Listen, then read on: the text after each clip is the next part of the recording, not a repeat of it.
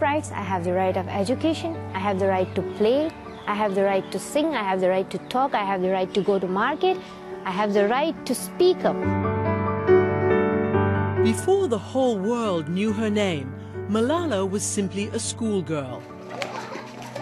A small child with big dreams. I want to become a doctor. It's my own dream, but my father told me that you have to become a politician, but I don't like politics.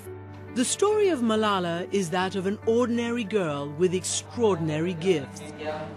Sum of numbers में हमने 280 plus. Fierce intelligence. Excuse me, sir.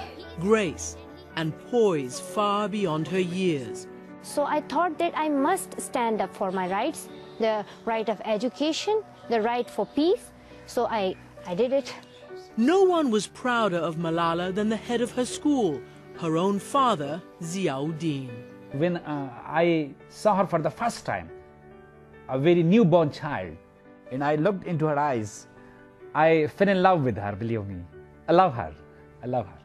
Their home is in Mingora, the largest town in Pakistan's lush Swat Valley. It's an area renowned for its beauty, ringed by mountains and fed by freshwater streams. It was an idyllic life. And then came the Taliban. The reign of terror began in 2008. Taliban soldiers took over the valley and imposed an extreme form of Sharia law. Anyone who dared to defy it was whipped. Many were murdered. Malala saw the bodies of family friends left as terrifying exhibits in the town square. Good night. Good night. And she feared for her father, who had spoken out against the Taliban. Sometimes I think that I will hide in the bathroom and I will call to police and they will come and they will save my father. And sometimes I think that I will tell my father that you hide in the cupboard and they will not check the cupboard. One night, the Taliban leader took over the local radio station and issued an ominous new order.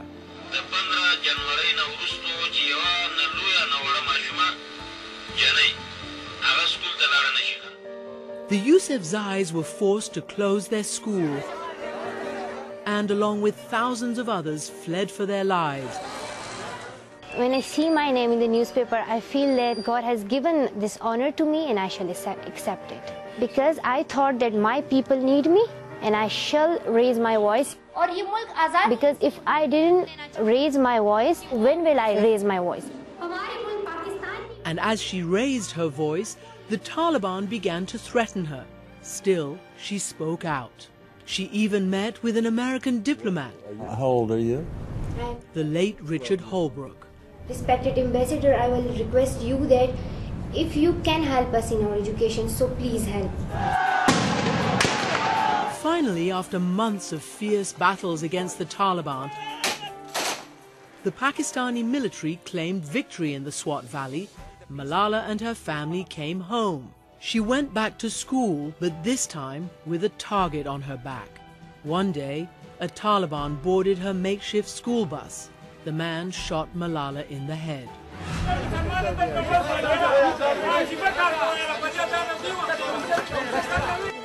She fought for her life first in Pakistan,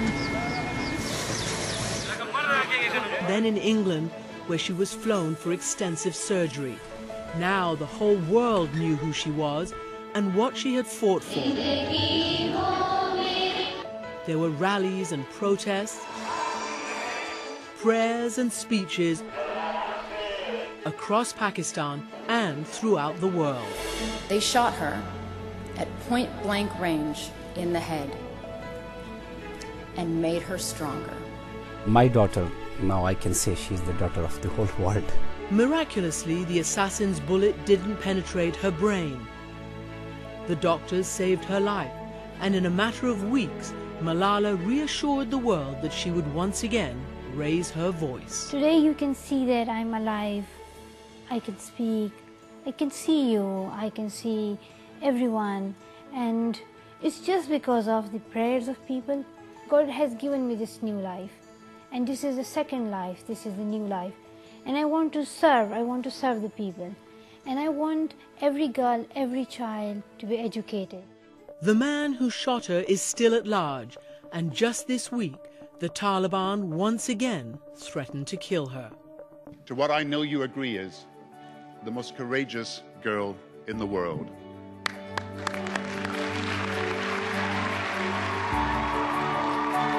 But in a speech before the United Nations in July on her 16th birthday, Malala said she has no fear.